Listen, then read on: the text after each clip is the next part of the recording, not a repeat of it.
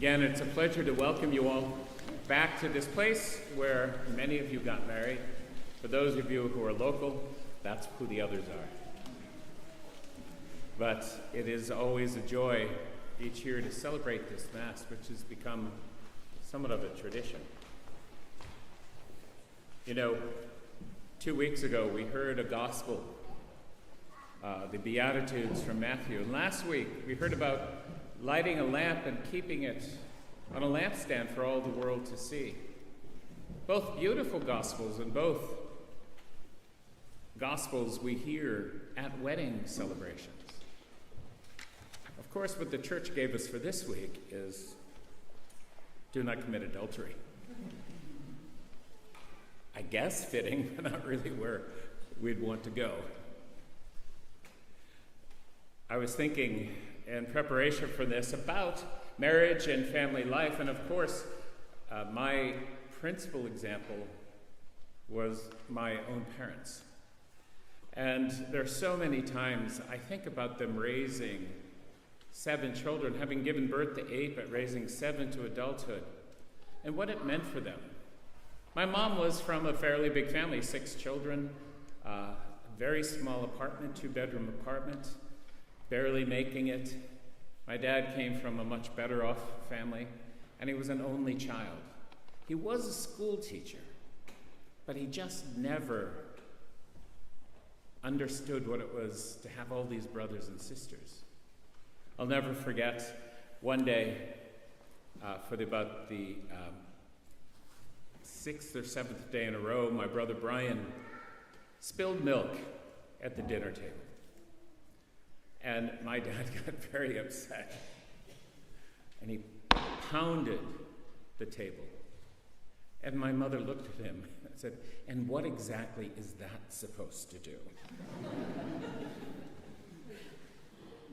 Another time I remember at Christmas, I always sat near my dad.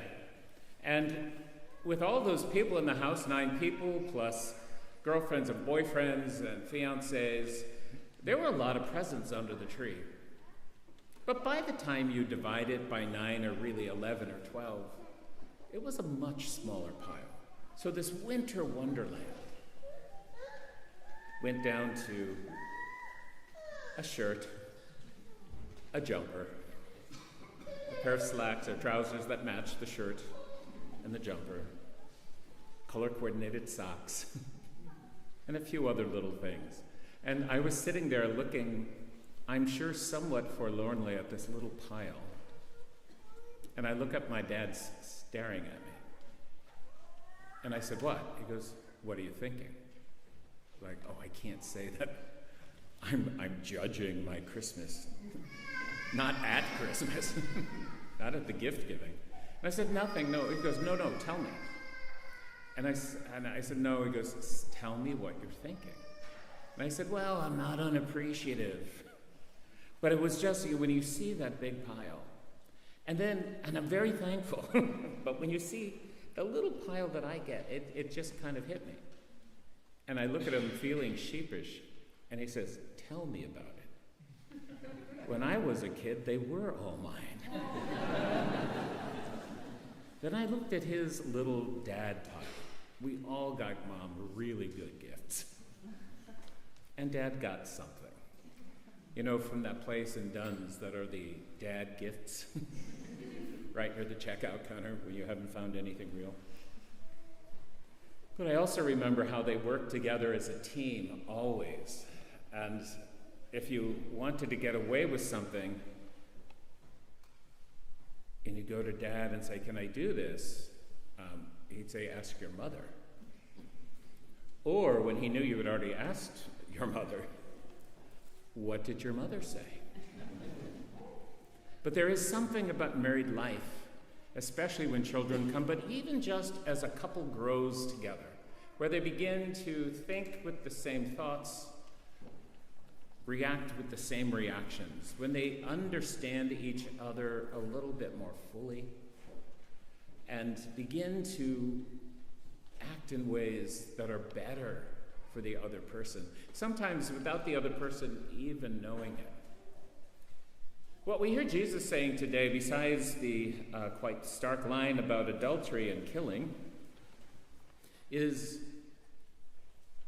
with your yes, say yes. And with your no, say no. What we celebrate here on this Sunday closest to St. Valentine's Day is we celebrate a fundamental yes that each person in a marriage makes one to the other. A husband and wife standing together before God and before their family and friends and saying, I take you. Not just today and not just for all that has been, but for all that is to come. And I mean it, and I mean it authentically and seriously, and I'm going to strive to live this out.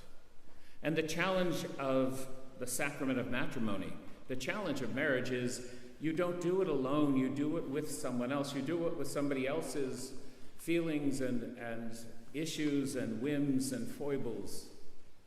And you do it in such a way that this new union, this commitment, is a shining light that pours forth the light of God's love.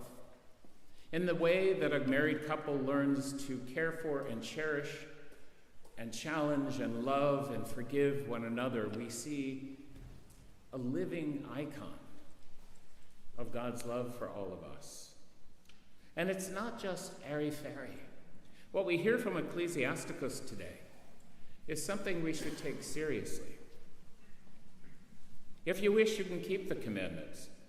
To behave faithfully is within your power. Each of us, one of the greatest gifts for humanity is the gift of free will, where we get to choose those things that we do in most cases. When we consider them, choose them, and act. And that is what we see in marriage. When a husband says, I take you to be my wife, and a woman says, I take you to be my husband, it is an act of the will that is now going to be lived out, played out, in the way you care for and cherish each other all the days of your life.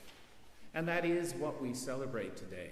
Not the perfection of the act, for we know there are moments where we fail, but for the commitment to try, and for the willingness to try with someone else, and for the road that you've walked that was so unknown to you the day you made your commitment, for children who've come, for good times and for hardships, for everything you have weathered. What you do is you shine forth with the very love of God.